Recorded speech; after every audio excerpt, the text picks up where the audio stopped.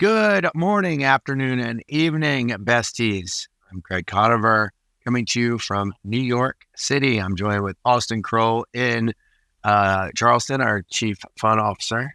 I see on the screen. And Nick Norris somewhere in the Virginias. What's up, guys?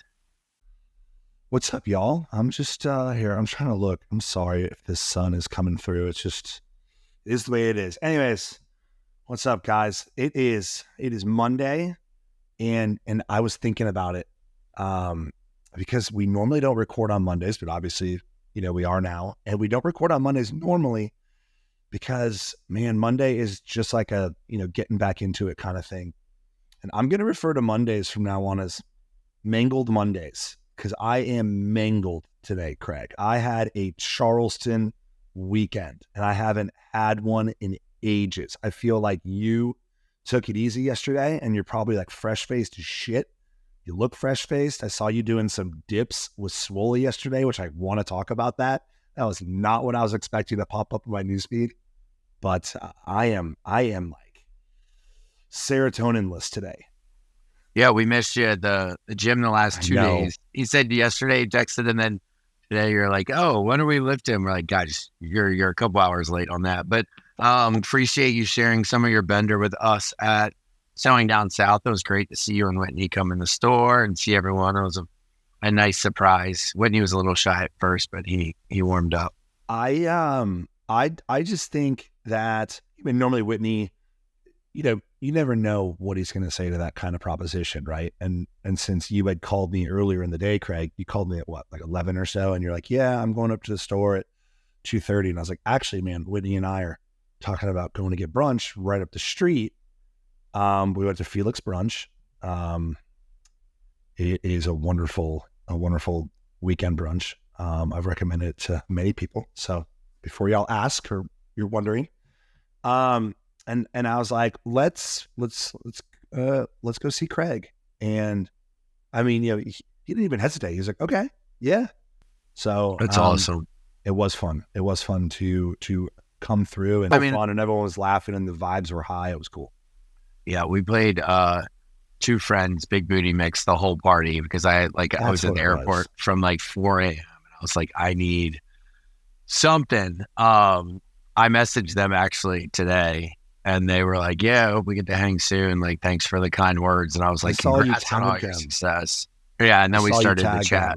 Yeah. But yeah, so I mean, I'm in a little bit of a drier phase, which my energy is through the roof. So I've just been working out every morning. What'd you guys do? Pool parties at Whitney's? Actually, no. I thought that's what was going to happen on Saturday, but honestly, we just went back there with another friend of his, a guy friend who we know from Miami, Craig, and he drove to Charleston, and yeah. So after your store, we just went to, but then that obviously turned into dinner at Hall's on Saturday night. Yeah, and I didn't make it. The hell did I do? Right. But Whitney had like a bit of like an after party at his house, and I didn't make it because I was pickled. Oh my God, Craig, I got a table at Republic. What day? Saturday or Sunday? Saturday night, because Joe Bradley, we saw Joe Bradley, and he was texting us. Oh, we went to dinner with Will Greer and his wife. And nice. Whitney, so it was like me, Whitney, Will's wife Jeannie, and then Whitney's friend that came into town, and so we went there. I'm paying for it today. Yeah, you should. I told you to just come over to the pool. I know. Because like on Sundays you don't want to not do anything, but you also are like, oh, if I go to Reds right now, I'm not going to make it home. But yeah, no, we just did pool stuff all weekend and it was great. Snacked in the garden. But if you don't go out and if you're not on the water, I feel like I've said this before. It's like, you feel kind of lame, but it was just, I don't know, man. I'm not a young buck anymore.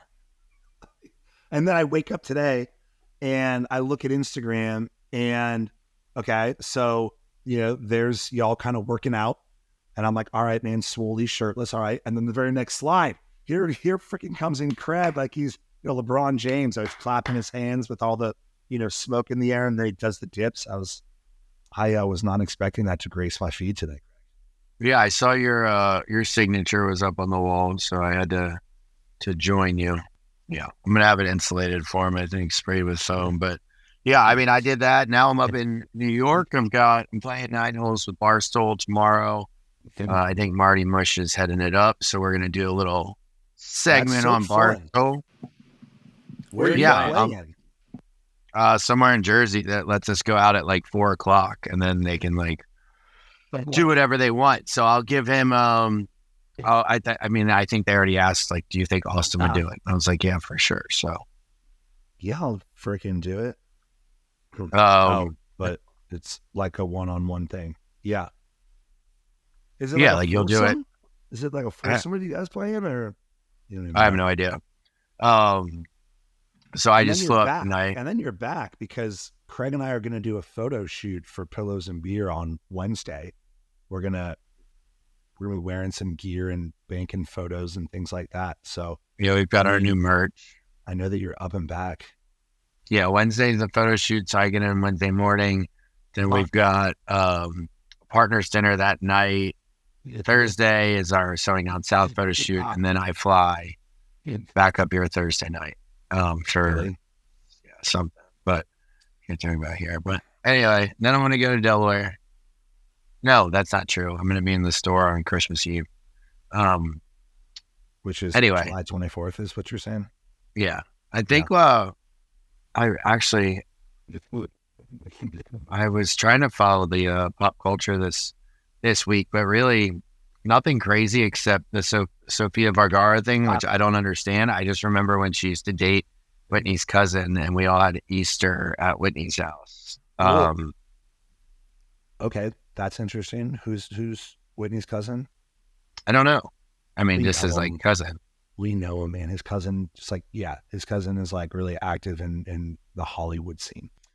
This Sofia Vergara news, it's popped up on mine like a couple times. And I just feel like it saddens me a bit because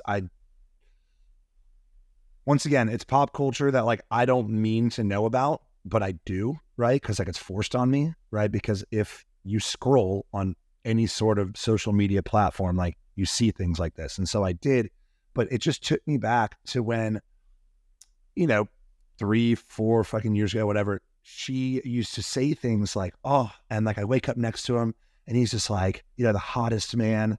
And I'm so lucky to have him as my husband. They just seemed like super cute, it's like, super good.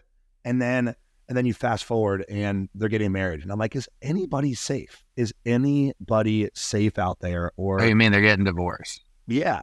Or like, does anybody like, I thought that they were just like, the cutest and like smitten kitten, and that's how it was going to go. And now they're getting divorced. That happened when Jessica Simpson and Nick Lachey broke up. That really affected me. That's when I started to lose faith. Yeah, I was just like, I was like, if they don't make like it was the first time that I had actually known a couple before they got divorced, in like, we all had friends whose like parents were divorced, but we didn't know them before that. So this was the first time that I was like made aware of like a relationship before things went south. And I was like, this is a weird feeling. They had that show together, and like Nick used to roll his eyes at her a lot. And like when that happened, I was like, I don't see this one. I don't see this one lasting. But okay, Craig, we're gonna take a little break, I guess, and then we're gonna come back. And I do have one more thought to say about this, but quick little break here, a nice little intro, and we'll see y'all in a second. This episode is sponsored by Blue Chew. Let's talk about sex. Summer is here. You want to bring the heat from outside into the bedroom, or maybe even keep outside. Wink, wink. Oh, outside sex. What a fun thing. Now you can increase your performance and get that extra confidence in bed. Listen up, BlueChew.com. Blue Chew is a unique online service that delivers the same active ingredients as Viagra, Cialis, and Levitra, but in chewable tablets and at a fraction of the cost. The process is simple. Sign up at bluechew.com, consult with one of their licensed medical providers, and once you're approved, you'll receive your prescription within days. Now listen up, ladies. Does it work? Or you don't think that you need it maybe? I mean, it's so easy. You try for a month and see. You're gonna love it. I am just gonna say I have used it, and I know a handful of my friends have too, because sometimes it's not that I need it, it's that it's way more fun. It's almost like a cheat code in bed. Facts. Thank me later. I bullshit you not. It is like a running joke where it's like the girl will never forget your name if you use one of these. So, I mean, hey, a free month trial. So what do you got to lose? Blue Chew wants to help you have better sex. Discover your options at bluechew.com. Chew it and do it. And we've got a special deal for our listeners. Try Blue Chew free when you use our promo code TALKTEXAS at checkout. Just pay $5 shipping. That's bluechew.com. Promo code TALKTEXAS, like the state, to receive your first month free. Visit bluechew.com for more details and important safety information. And we thank Blue Chew for sponsoring the podcast. All right. Welcome back to this week's episode of Pillows and Beer. Thanks for joining us. A little aside, by the way, Craig, from last week, your audio was off a little bit. Oh, yeah. I'm so sorry. I actually responded on Instagram to a couple of people that messaged me. It was like, hey, I just didn't know if you heard. And I was like, I am so sorry. Like, especially being like a tech nerd. And like, that's one thing we've really focused on. And like, Austen knows I like set up for like an hour and a half for that. And it just was something we did. And I was just, sitting there like, do. But we didn't, we didn't know. And so now we'll make sure that never happens again. But like, I get it. I know how frustrating it is. Like, sometimes my parents' service will cut out. And like, I'm trying to be such a more patient person these days, but I'll be talking to my parents and the like service will cut out, or my mom like won't hear what I said. And it's like, what did you just say? And I have to repeat myself. And for some reason, it just like, I get like worked up over it. I'm like, what do you mean? What do you mean, Mom? Like, I just said this. And then I'm like, what am I doing? Like, calm down. So anyway, dude, that's like a normal thing, I think, with, with us and our parents. It's like, they ask you like normal questions about your life. And then you find yourself being like, and I'm like, wait, like they just want to know what's going on, with your life. Right. And then you're like, okay, Mom, well, let me just tell you. And then I'm like, you're such an asshole. Like, it's your mom and she wants to know what's up with your life because you haven't. And they're like, days. For 18 years, you were their like best friend, and then you just leave and they don't get to see you that much. Unfortunately, I'm back in, I think around 30, you hit that thing where you're like, all right, can I move back? I just want to be with you guys. But that it's weird that the patience is off because they're easy questions. They're simple questions. Easy questions. It's just like, tell me what's up with your life. And it's like, oh, Craig, man, how's the pillow party? Oh, yeah. Austen, how was? And I'm like, and I think it's because of like, for asking. I'm like, our weird, like, your fault. Like whatever's wrong with our brains. Like, I think it's because it processes the information. Like, it's like, or I'll go to like tell a story and they'll say something that I didn't expect. Like, yeah, it's just weird, like little phone triggers, but it seems to be brought out by your parents because you're like, I get mad at them for not being a mind reader. Like, for not being a mind reader, I guess it is. I was like, why are you asking me that question? Like, you should have already known that so that I can tell you about this. Yeah, it's true. And you're like, how on earth am I supposed to know that? My dad said something to me recently because they came into town like on Wednesday or something, and we went to Leon's because they love Leon's. So we always tend to go there, and I'm like, yeah, sure. I mean, whatever makes you guys happy, of course, let's just go. And like, he said something to me and I was like, Dad, and I was like, the reason that is because you say things sometimes, and sometimes he's like, Austen, did you know that water is wet? And I'm like, yes, Dad, I know that water is wet. Right. And That's But just he just dads. wants to like talk to you. Yeah, they no, just want to talk to you, and you're like, God, and then you'll never get this time back. And you're like, totally. But did you watch? I mean, just switching to sports a little bit. There's some crazy sports that happened recently. Obviously Wimbledon, and I put $100 on both. Who won? Well, I say Alcatraz, Djokovic? But that's not his name. Yeah, No, it's Alcaraz or something like that. It's like Alcaraz. The Spaniard. Yeah, he's only 20 years old, I think. Yeah. And then I saw some crazy stat too, where it was like only 4 people have won Wimbledon since this guy has been alive, and it's like Djokovic has played, and Djokovic and Andy Murray, I think, is one of them, and then who the hell's the 4th guy? Nadal, of course. But Djokovic has been in 18 finals and won 9. And then I also put that's crazy. That's 100. Crazy. Yeah, I also put 100 on Vandersova, which was the girl that was not favored. So she was the underdog, and she won in 2 sets. So I made some money on tennis. I didn't watch any of it, and that is surprising because especially in the summer, I'm like starved for sports because there comes a time when like it's only baseball. And I love baseball, but I don't really like to watch just like middle of summer baseball. So like I normally love something like, Wimbledon coming on that lets me change it up. I don't know why the hell. Oh, it was awesome. Really wasn't focused and like Paige was out in the Hamptons. So I just like would text. I was in New York and I was like just texting Hannah because Hannah is all into girls tennis. So I'm like, who's going to win this match? Who should I bet on? That was fun. I was just using. I feel like the whole Bravo version is that Hannah is into tennis. Oh, right. I mean, dude, that was like, her thing. Her thing was talking about tennis a lot. A little more close to us, or a little more up our alley.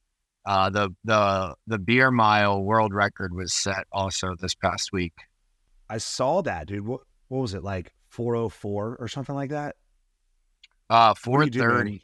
You chug a beer and then you run a mile. No, so you have to finish a beer for every lap. So like after, like you have to finish it before the next 4 lap. beers. Dude, my fastest mile ever was like 6:40. Craig, do you want to run a beer mile and post our? Oh yeah, we should do that. Yeah, I think that we should. Yeah, we'll do that. We'll have Jack film us. Nick, you find out the rules. This guy lost a shoe, but yeah. What do you think the over under is, Nick? What do you think the over under is, Nick, on Craig and I's mile? I'm gonna go 15 minutes is the mid ground.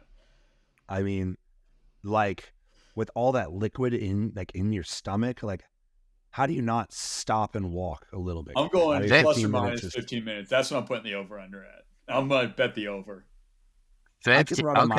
I can run a mile in 1.5. In 8 or 9 minutes. Yeah, I think 12 is a 12 you over can under. Run a mile that time. Yeah, by the time when you're yakking on the third lap, yeah, I got it. Let's just make it. Yeah, let's make it fair. 12 minutes should be the over under. 12 and a half. 12:30 minutes over under. All right, Jeff. 12:30. 12:30. Right or 12? Here. No, 12. We'll just do 12. 12 minutes because we're both in shape. Shit. Like we should be able to do this. I know, man, but like we don't do cardio, Craig. We don't do cardio anymore. We just lift. So that might be tough. Okay. I really want to do this. I don't like to run. I haven't run in so long, but I'm so into this to see what my beer mile would be. For some reason, I'm putting mine at like a No, man, 12, fine. Fuck it, 12. I got this. Yeah, that's the over-under. Nick, figure out a way people can participate. What beer is it just like light beers like Miller Lite or Bud Light or Coors Light? It's got to be just a light-ass beer. Just a light. Should make you guys like pound an IPA or something. It's like, PBR or like, Coors Light or whatever the hell. Yeah, I think we get to pick our beer of choice as long as it's a beer and as long as it's the same volume. Okay. Yeah, I don't have a problem with that. The Pillows and Beer mile. The Pillows and Beer mile. The Pillows and Beer mile. Nick, you want to participate? That's pretty good. We should host it and like do it for charity, honestly. I mean, we're talking a real big game. Well, let's run our own first, and then if we like it, then we'll run it together. Then we'll set it up. Yeah, we'll bring like a cooler out there, so we got some cold ass beer at least, and we'll run a mile. You know what we should do is run in the opposite ways, so we're not driving each other crazy. But okay. Unless you you're in a golf cart, no. I don't want to. Right. Because then, like, I don't want to keep up with your pace or anything like. Yeah, I want to race. I just want to 12 minutes, not each other. I just want to do. The trick is getting the beer down, not the running.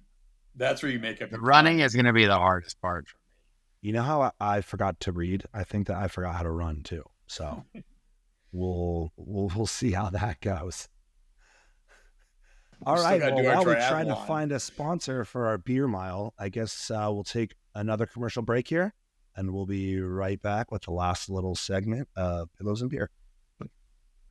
Our next partner is Rebel Rabbit. This all-natural, low-calorie, high seltzer is cannabis-infused and is the perfect way to elevate your summer. Not to mention, it's federally legal in all 50 states. We're excited to have Rebel Rabbit in our cooler this summer without the worry of the next day hangover.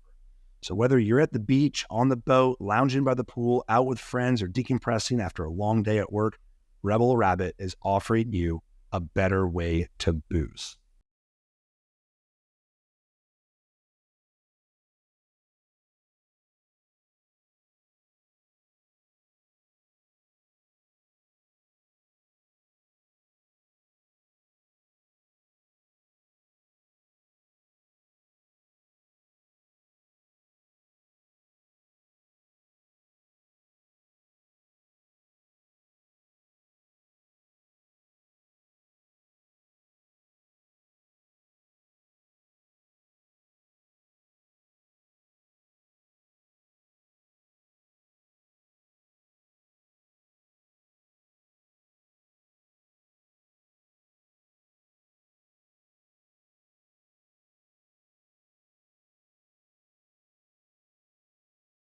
All right, welcome back to this week's episode. Well, the first episode of this week of Pillows and Beer, joined by my bestie Craig. Of course, he's in New York, and joined by Nick in some weird little green room where he's in Virginia somewhere. North Carolina.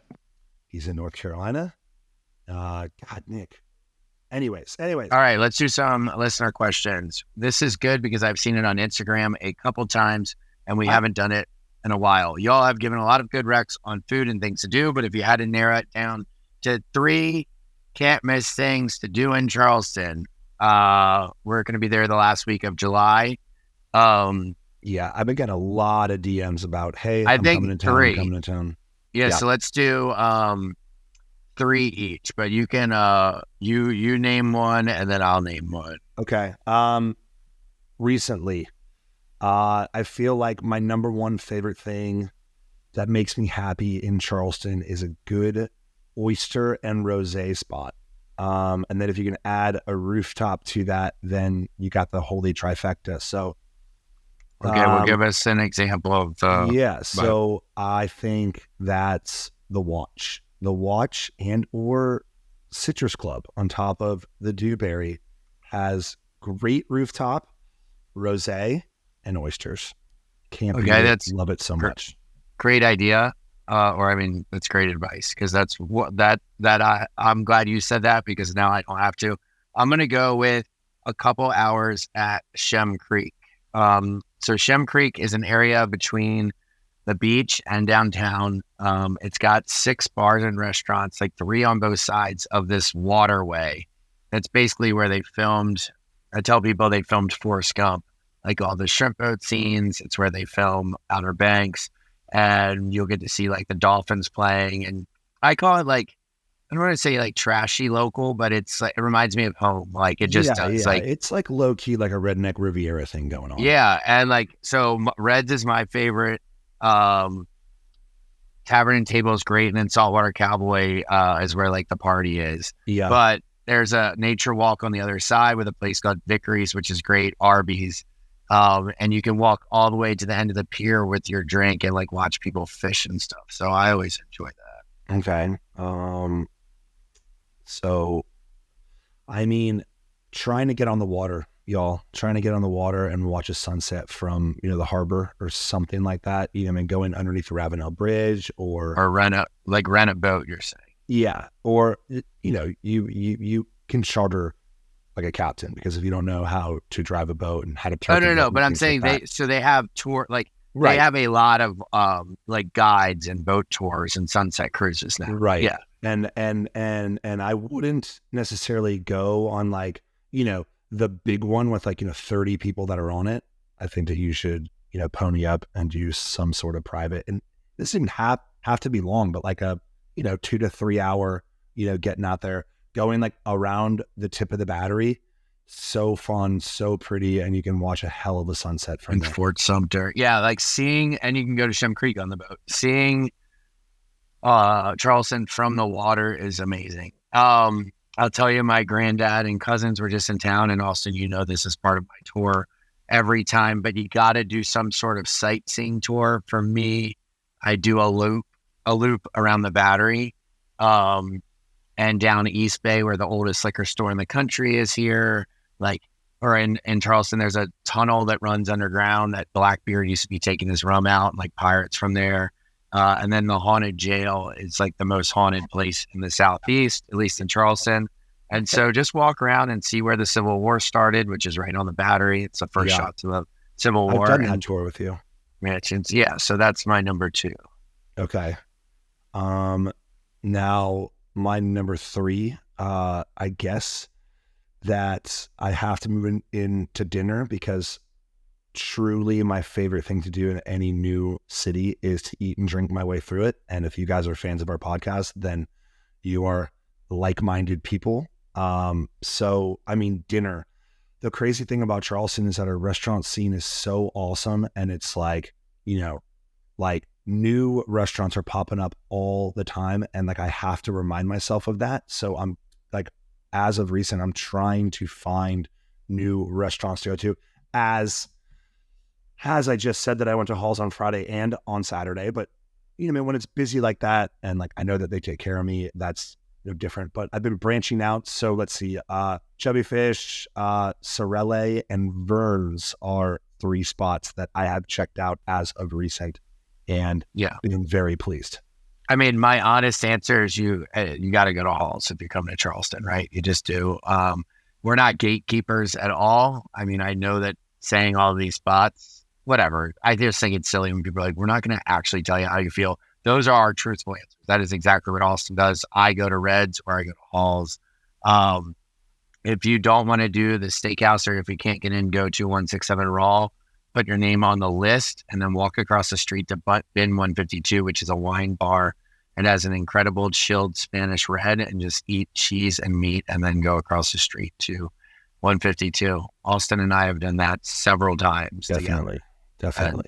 And then I did mention another spot earlier in this podcast when I said Felix. So that is a Saturday brunch spot where Charleston and most cities aren't really known for Saturday brunch, but Felix is a French brunch place, and I've really become partial to it. I've really I enjoy it a heck of a lot. So, and then you obviously have Republic, like Austen. Don't forget it. Austen was at Republic the other night, but we love Uptown Social and Share House and Dispensary too. There's a couple other ones out there, but you're going to have a great time at all of them. Good. We hadn't done that in a while, so I'm happy we touched on a little bit of that. See, you two keep talking about your wedding party. I have 12 really close girlfriends. However, my future husband and I decided on only 7 people each. He only has 6 people he would want up there, plus my brother. How do I narrow this down? I worry that some will be hurt, even if they do not openly admit it. I know it is my day, but this is already stressing me out. We're over a year away from the wedding. We got engaged last month, and we're going to get married in summer. I thought like you can have as many as you want. Why does it have to be even on both sides? And if you have more, I think I was just in a wedding where Sean had more than Morgan. And so 4 of the boys walked down by themselves in the beginning and sat in the front row. And then the brides and the groomsmen that had bridesmaids to pair up with stood next to the group. Yeah. Does that makes sense? I think that this question is, do whatever you feel, because I've seen it where both sides have 12, right? And then I've seen it where one side has 12 and one side has, 7. And I feel like, men, if men can make their groomsmen ushers, right? So I've been an usher before a few times, and that's a pretty good way to do it, right? If like the man has more than the woman and like they want to be even up there, then just make a few of them ushers, but then that might like offend them. I think that's silly, but just ask your husband if like you can do like a hybrid thing. Be like, look, these are my best friends. I've always wanted them up here. And like they can walk in the beginning 101 and then sit in the front row. That's what I think they should do. Does like, is that what she's saying though, Craig? She's saying that she has more than him? Yeah, she has 12 and he only has 6 or 7. I mean, it is what it is. It is what it is. Do what you got to do. Make all of your best girl. Yeah, it's your day, which means that you get to do whatever that you want. So if you want 12 up there, then have 12 up there. This is tough, but I can definitely see this happening, especially with us living in the city like Charleston. Need advice. If you go out on a double date and you used to hook up with the girl your buddy is dating, do you tell your new girlfriend that you used to see the other girl, and do you tell the guy? I think that... No, the guy actually knows. The only one that doesn't know is the girl. Well, I mean, you have to, because if you don't and she finds out after, she's going to feel like you made a fool out of her at the table. Yeah. In my opinion. I do too. I feel like you're just like, hey, just quick heads up. I do have a history with this girl. Yeah. But, that's obviously in the past, and here we are in the future. Yeah. I think if it's not like you just made out in college once, which that is something, but like, yes, if you have a history with this girl, it would be put yourself in that situation. Like, you don't want to like be at dinner and be the only one that doesn't know. And hopefully she's just like, all right, it's kind of weird, but if your buddy's okay with it, then cool, I can be too. I mean, that's the only way. All right. Yeah. And then good one. Austen, why don't you give a couple Mykonos recommendations, and then we'll do one last question. But someone's going in August and they want some dinner and bar club spots. All right, I'm pulling it up right now. I actually have a like pretty damn good de facto what you should do in Mykonos. And in no particular order, but there are a couple of beach clubs and daybed situations. So I went to Alamagoo, which is about a 20-minute ride, but it is stunning. It is like posh. It is like an elevated experience. In the same boat is Namos. It's a beach club. And then Zuma is more of like a pool kind of situation. And, you get catered to. Now dinner in Turney. I thought that in Turney was great. I drank a bunch of espresso martinis there. Lio, Lio, is a dinner and a show, and you're in Mykonos, so like it's a bit racy, it's a lot of fun. 180 Sunset Bar, go there for sunset, obviously. And I took a video of Shep doing like a flamenco dance or whatever that he was doing, where he broke that girl's neck because he was spinning her around so much, but it was absolutely stunning.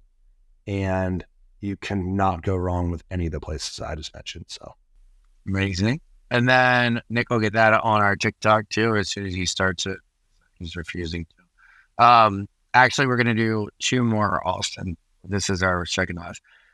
What does it take for a girl to get your attention? I live in a somewhat small town, and I always see this one guy when I go out. I don't just mean late at night at bars, but we'll occasionally see him when I'm running errands or at a brewery. It is a small town. What do I need to do to get his attention? So to me, which Austen probably knows better, but me, just say hi to each other, and like you're gonna like you should be able to read it. Be like, hey, what's up? Like when I start to run into someone more and more and more, I almost just act like I know them, because like that you see each other all the time. You're like, oh, I'm Craig, by the way. And you're like, oh, I'm there. And be like, oh, well, next time I see you up at the Hammer and Shoe, like, beer's on me. Or like, give me a shot. So and then you're like, you've made a plan without making a plan, and you see each other at the Hammer and Shoe, and you're like, hey, how about that beer? Yeah. So Craig makes a good point, of course, right? Because you don't want to have that what if. And I just had one of those where I ran into a girl in Charlotte, and I was like, oh man, she's super cute. And we ran into each other later, like a week or so later, and we somehow talked because her friend came up to me and said something, and I was like, oh, I was too nervous to go and say hey to her, and she was too nervous to come say hey to me. And it's just like, you just don't want to have that. Like, you don't want to have that because that stinks. Like, you don't want to look back on that. So I know that I would love a girl was like, hey, do you want to take like a shot with me? Do you want, this drink? At least you're on their radar. And like, that doesn't mean that you have to like, then, hang out with that person the whole time. But trust me when I tell you that you are then on the radar, and it's almost even more of like, if you walk up, you take a shot, and then you're like, okay, bye. And then, you leave and you're like, what, where are you going? So I think the intro, the hard, confident intro. Yeah, because then if not, he's going to meet someone else and they're going to actually ask him out. And then you're going to be like, shoot. And like, you never know if he actually liked you too. And you guys just never took your chance. So shoot your shot, but you don't have to shoot your whole shot. Just like pass the ball. Good point. Okay. Good point. And this is the tough one. What is the best way to break up with someone? I've been in my first real relationship for about a year now, and it just isn't it anymore. I've known for a few months that it has not been there and just do not know how to end it nicely. They have not done anything wrong. I just need to move on. This is a tough one, Craig. I'm like one of the worst breaker-uppers because I beat around the bush until they're like, are you trying to... Well, that's happened to me a few times at least. I feel... that's so tough. Because everything that I say is easier said than done. Everything that I'm about to say is easier said than done. And what it should be is like, you go on like a walk maybe, or like you do it in person because that's the respectful thing to do. And it's like, look, I think the world of you or this and that, but like, we just want different things or like I'm super busy and I just don't think that I can give this the attention that it deserves. But like I said, all that is easier said than done. Look, it's not going to be easy. It's going to be one of the hardest things you've ever done, which is why you put it off. But I'll tell you, it is the best feeling in the entire world. And the next day, the rest of your life starts after. It takes a little while. Like, it's not like they're going to go down, without like being a little bit emotional. But if you operate, which your question kind of makes it sound like, on whether something's nice or not, now you can tell yourself that what you're doing by not breaking up with them is actually not nice. And so if you need to tell yourself this, letting them start the rest of their life and letting them begin to move on instead of stringing them along is not good for either of you, right? It's going to suck. But at the end of the day, like, you are now wasting time. It doesn't make it any easier, but that's just shooting it straight. Yeah. I mean, I for sure agree with that. You are not doing him or yourself any favors. Well done. What? Re-answer your question. Yeah. All right. We're getting a guest appearance from Paige. Yeah. Guest appearance. Okay, the question was a girl, what's the best way to break up with someone they've dated for a year? She's known for a couple of months, but she doesn't know how to do it nicely. Done nothing wrong, but just need to move on. And we already said that it's going to be the hardest thing ever and stuff. I mean, but I've said now at this point, though, you got to move on with your life. Frowned upon because it is 1 year, but I feel like you can start it with a text.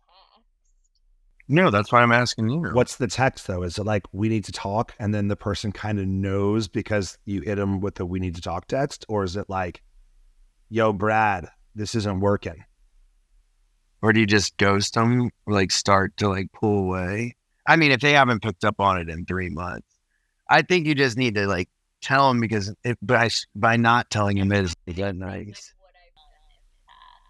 I've only really had to do it one time, and I feel like I've just like ghosted a little. like this wasn't Not right, ghosted, right. but You're like I distanced myself. Well, Austen says he just goes the super complicated route. Or what is he like? No. I just say that everything that I say here, it like makes it sound so much easier than No, it you is, said you right? try to get It's them to like, break up with you. kind You of, said like, yeah, he makes it so they're like, dude, do you want to do this or not? No, I feel like everyone's done that too. And it's like, you're talking, and then they're like, wait a minute, are you trying to break up with me? And I'm like, no, wait, are you trying to break up with me? They're like, well, I mean, now I am, kind of. But I mean, it sucks. Like you're trying to get out of your relationship. It's not going to be easy. Honestly, I think the easiest thing to do is blame it all on yourself. Like, look, it's like I'm in a weird space and you're so like confident, you know who you are, and I just don't feel like like I just would like put myself down and be like, it's not you. Yeah, but it's me. They would be like, yeah, but I don't care. Like it's going to work out. And you're just like, look, I don't feel myself. Okay, could you imagine I living need to together? take some time. And then like you could start it as a break and then No, true. Because when you do the break, it's not like full on, pulling that ripcord. yeah, like eases them into it. I mean, they might start to see that like it's not the end of the world. Like at first they're gonna panic and think like, after 1 year, it's not the end of at all. It's a blip. She's gonna be fine. oh, I think it's a girl asking.